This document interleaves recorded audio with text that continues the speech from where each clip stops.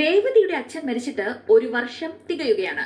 അതിന്റെ ചടങ്ങ് വീട്ടിൽ തുടങ്ങാനിരിക്കുകയാണ്. എന്നാൽ സച്ചി വരാൻ വേണ്ടി കാത്തിരിക്കുകയാണ് ലക്ഷ്മിയും രേവതിയും. നേരം ഒരുപാടായിട്ടും സച്ചി ഇതുവരെ വീട്ടിലേക്ക് എത്തിയിട്ടില്ല. ചടങ്ങുകൾ തുടങ്ങാൻ സമയമാവുകയും ചെയ്തു. ഇനിയും വൈകിട്ടെന്ന് കരുതി രേവതി അച്ഛന്റെ ആണ്ടുബലിക്കുള്ള സദ്യ ഇലയിൽ വിളമ്പി. രേവതിയും ദേവുവുമെല്ലാം അച്ഛന്റെ ഓർമ്മയിൽ വിങ്ങി പൊട്ടുകയാണ്. അവർക്ക് കരച്ചിലടക്കാൻ കഴിയുന്നില്ല. സദ്യയെല്ലാം വിളമ്പി വിളക്ക് വെച്ച് അവർ മരിച്ചുപോയ അച്ഛനെ പ്രാർത്ഥിക്കുകയാണ്. എന്നാൽ ശരത്തിന് മാത്രം അച്ഛനെ കൈ കൂപ്പി തൊഴാൻ കഴിഞ്ഞില്ല. കൈ ചെറുതായി ഇളകിയപ്പോഴേക്കും അവന് നല്ല വേദന എടുത്ത് കരഞ്ഞു. അത് കണ്ട ലക്ഷ്മിക്ക് സഹിക്കാനായില്ല. സച്ചി തന്റെ മകന്റെ കൈ തല്ലിയൊടിച്ചതോർത്ത് ലക്ഷ്മിയും കരയാൻ തുടങ്ങി.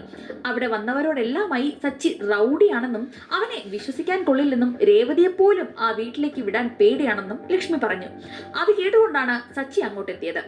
തന്നെ പറ്റി അവരെല്ലാം മോശമായി സംസാരിക്കുന്നത് കേട്ടിട്ടും സാരമില്ലെന്ന് അവൻ കരുതി വീട്ടിലേക്ക് കയറി. എന്നാൽ സച്ചിയെ കണ്ടതും ശരത്ത് മാന്യന്റെ മുഖം മൂടിയിട്ട് സച്ചിയെ എതിർത്ത് സംസാരിക്കാൻ തുടങ്ങി. തന്നോട് ആരാണ് ഇപ്പോൾ ഇങ്ങോട്ട് വരാൻ പറഞ്ഞതെന്നും താനൊരു ഗുണ്ടയല്ലേ എന്നും വീട്ടിൽ നിന്ന് ഇറങ്ങിപ്പോകാനും ശരത്ത് പറഞ്ഞു. എല്ലാം സഹിച്ച് ക്ഷമിച്ച് കടിച്ചു പിടിച്ച് നിന്നിരുന്ന സച്ചിക്ക് അത് കേട്ടതും കലി കയറി. എങ്ങനെ കയറാതിരിക്കും? അത്രയ്ക്ക് അഭിനയമാണല്ലോ ശരത്ത്. ഇപ്പോ സച്ചി തെറ്റുകാരൻ, ശരത്ത് മാന്യൻ. കലി കയറിയ സച്ചി മുന്നും പിന്നും നോക്കാതെ ശരത്തിനെ പൊതിരെ തല്ലി. അത് കണ്ടതും രേവതിയും ലക്ഷ്മിയും എല്ലാം ഞെട്ടിത്തെറിച്ചു. അവർ സച്ചിയെയും ശരത്തിനെയും പിടിച്ചു മാറ്റി.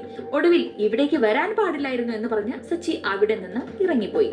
വീട്ടിലെ ചടങ്ങിന് ശേഷം രേവതി തിരിച്ച് ചന്ദ്രോദയത്തിൽ എത്തിയിരിക്കുകയാണ്. കരഞ്ഞു തളർന്നാണ് രേവതി എത്തിയിരിക്കുന്നത്.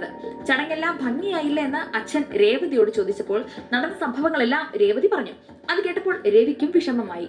സച്ചി വീട്ടിലെത്തിയ ഉടനെ അതേപ്പറ്റി അച്ഛൻ അവനോട് ചോദിച്ചെങ്കിലും താൻ തെറ്റൊന്നും ചെയ്തില്ലെന്നായിരുന്നു സച്ചിയുടെ പ്രതികരണം. ഇത്രയൊക്കെ സംഭവിച്ചിട്ടും സത്യം തുറന്നു പറയാൻ സച്ചി ഒരുക്കമായിരുന്നില്ല. സച്ചിയുടെ പെരുമാറ്റത്തിൽ മനം നൊന്ത് കരഞ്ഞു തളർന്ന രേവതിയെ കാണിച്ചുകൊണ്ടാണ് ഇന്നത്തെ എപ്പിസോഡ് അവസാനിക്കുന്നത്.